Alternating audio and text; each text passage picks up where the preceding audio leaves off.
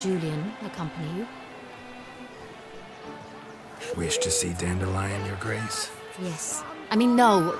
Ugh. Yes. But solely to tell him we regret. Yes, deeply regret rescinding the death sentence we so justly handed down upon him. If we could turn back time, we would make certain he sat in a tower till he rotted. No, we would ensure he was broken on the wheel, then drawn, hanged, and quartered.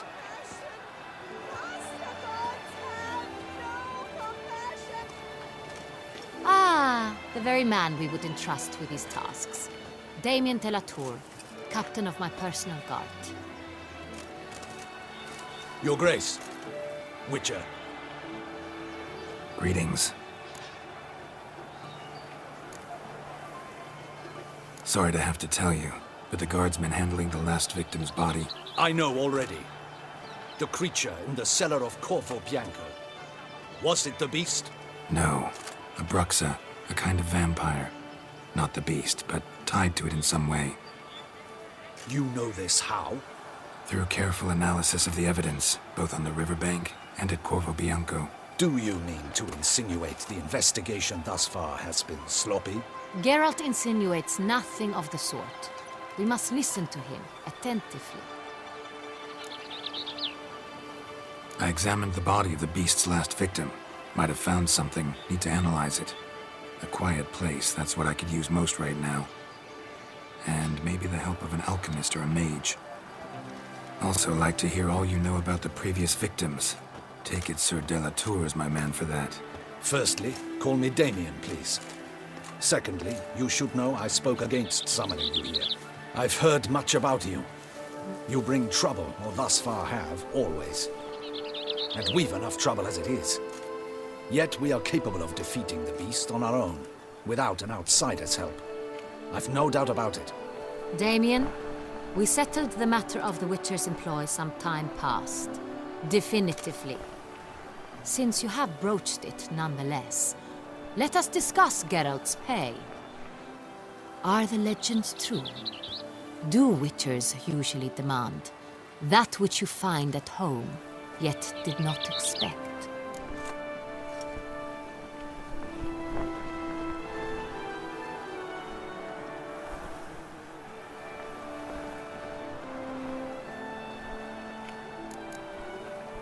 Not quite, Your Grace. Law of surprise, it's something we invoke at times, but rarely. Usually we just take gold. Disappointing. This law sounds rather romantic.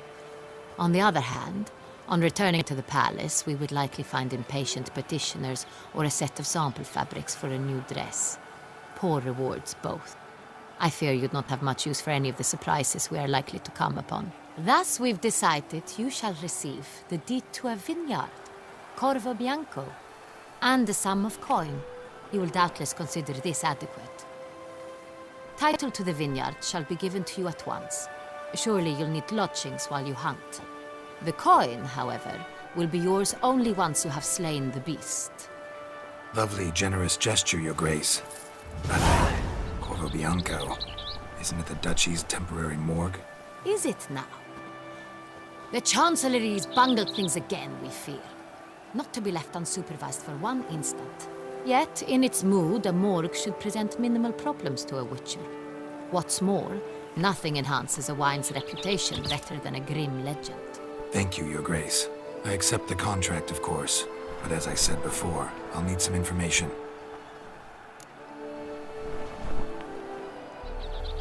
How'd it start? Who was the first victim? Crespi was the first to die. He was famed once for his many glorious tournament victories. Then he grew old, hung up his sword, and took to winemaking. Crespi was not loved by the wine merchants. He was ruthless in business and thought to cheat many a time. He asked us for a dispensation from all court ceremonies. We did not grant it. We could not. Once you've taken the oath of a knight, you remain a knight till death. How'd he die? Where'd they find the body? Quite unusual, the circumstance. He was at a feast when suddenly one of his fellow feastgoers noticed he was missing. The town watch found him an hour later. On his hands and knees, propped against the town pillory. his sword hanging from his neck. He had died of wounds inflicted with claws, not a weapon. Blows of great force. So he died suddenly, but the body was on its knees, meaning someone posed it. So it seems. Second murder. Tell me what you know. In the city there are certain nooks. No one reasonable ventures there after dark. Ramon Dulac's corpse was found in one such place. With the first murder, terror gripped the city. Its inhabitants grew wary, kept to safe areas. Consequently, news of the second victim came to us from a group of concerned cut-purses. Criminals fear the beast? Telling in a way. Take it you've excluded the possibility that Ramon died at the hands of these bandits. Do you believe me an amateur? Not hands, but claws killed Ramon Dulac. The wound was deep, clean. His body was found in the gutter, dressed in nightshirt and cap, a pillow placed under his head, and his sword replaced by a bed warmer. Ramon Dulac, a knight who but a dozen years past was an advisor to our father, the Duke. Someone went to a lot of trouble to make him look ridiculous. Maybe revenge was the motive. It's not out of the question. Dulac had shady dealings with the criminal underworld, but no one ever came forth with concrete proof of any misdoings. So, first two victims were knights, best years behind them. The same could be said of the third. Sir Delacroix was wont to claim that in modern times knights face new challenges, enterprise being the latest addition to the chivalric virtues. He made a veritable fortune in the grain trade. Palmerin even nicknamed him Sir de la Stinchi. Found a coin pouch on his body. Contained florins dating from various times, hailing from different provinces of the Empire. Delacroix loved coin, true, but had no patience for numismatics. Lots of similarities between the victims. All the bodies were found in strange places under extraordinary circumstances.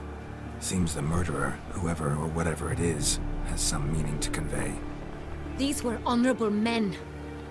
We are horrified by the disdain, the disrespect with which they were treated. These were knights of Toussaint. Blast it. Might be the point. From what you say, none was a model of virtue. Ever considered that's what the beast's trying to draw attention to? All the murdered men were knights who swore fealty to the 5 chivalric virtues. And even if the Knights of Toussaint swear fealty to what virtues exactly? honor, wisdom, generosity, valor, and compassion. 5 virtues.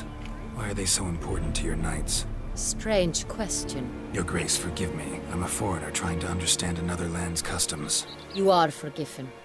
According to legend, the virtues we cultivate were bestowed upon us by the Lady of the Lake. How we truly came to espouse them, none remember. In Toussaint, we believe men of low birth should be simple-hearted and obedient. We expect much more, however, of our knights. They are to be soldiers and courtiers, lords and servants. Thus, the need for clear moral guidelines. At the time of his dubbing, a knight vows to demonstrate throughout his life honor, wisdom, generosity, valor, and compassion. Beast seems to be pointing up moral decay, denouncing it. Victims were all humiliated. Might have been murdered to emphasize their lack of specific chivalric virtues. Honor compromised by the pillory. Wisdom by ridicule. Generosity by a coin pouch shoved down a throat. It seems to fit, true, though not perfectly. Can't discount the theory if it's on the lips of everyone in town. Say our reasoning's right. Next murder will be just as showy and denounce the victim's lack of the 4th virtue, valor. We can also assume that victim will be an elder knight. Let's think. At the moment, all the knights are either at the tourney grounds or in the palace gardens. Our annual hare hunt shall begin there shortly. Have you heard of the custom? Milton mentioned something. Seemed excited to prance around in a bunny costume. Not sure why. Hang on. Strange circumstances. A knight advanced in years. The famed cowardice of rabbits. Could it be that simple? Is Milton de Peyrac Peyren the next victim? Milton also knew Delacroix. Told me so down by the river. Damien! To miss something so obvious. De Peyrac Perrin, Crespi, Delacroix, and Delac formed the knightly team. It was years ago, but... They were a team? They were close friends, tightly knit, and as such earned the trust of our father, the Duke. We often witnessed him turn to them with delicate matters. Later, their paths diverged. Unlikely to be a coincidence. Beast must know it too. It's a lead, I'm sure. Your Grace, we need to find Milton, immediately. Rather problematic. You see, the garden entertainments are due to start, and he's disguised as the Hare, hiding somewhere, waiting for some tipsy courtiers to find him. The Hare's hiding place is a carefully guarded secret. We must call off the game, at once. First and foremost, we must remain calm. Damien, order the garden searched immediately, but discreetly. By no means can we disrupt the festivities. Panic will only incite the beast to strike sooner. And you, Witcher, follow me. My gardens, my night, I shall take the fall. A murder is out of the question. I will not allow it. Not near my palace. Horses? Ready our horses!